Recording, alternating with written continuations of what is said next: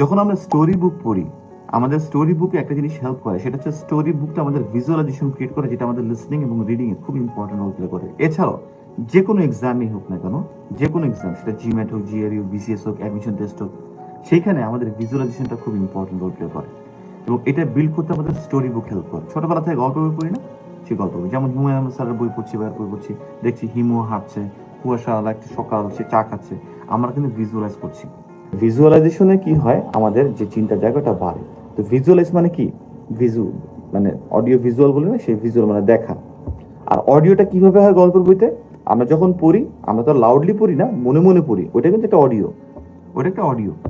So যখন আমরা সেই গল্প বইগুলো পড়ছি, ফর এক্সাম্পল হিমুর একটা গল্প বই, একটা ঘটনা পড়তে পড়তে একটা ওয়ার্ডে ধূপ করে আটকে গেলাম, বুঝলাম না যে ওয়ার্ডটার মানে কি, কথার কথা বলছি, তখন এই ওয়ার্ডটা যখন আমি আলাদা করে যাব, ডিকশনারি থেকে আমি এটা শিখবো, শিখে আমি ওইটার ওই গল্পের বইয়ের নিচে আন্ডারলাইন করে উপরে আমি সুন্দর করে ওয়ার্ড মিনিংটা দিয়ে দিব। এটাতে কি হচ্ছে, এটাতে হচ্ছে এই জিনিসটা যে ওয়ার্ড মিনিংটা তো আমি জানলামই, এবং এই ওয়ার্ড মিনিংটা কোন ধরনের প্রেক্ষাপটে থাকে, কোথায় আসে, এটাও আমি জানলাম। এক ঢিলে দুইটা কাজ হয়ে গেল।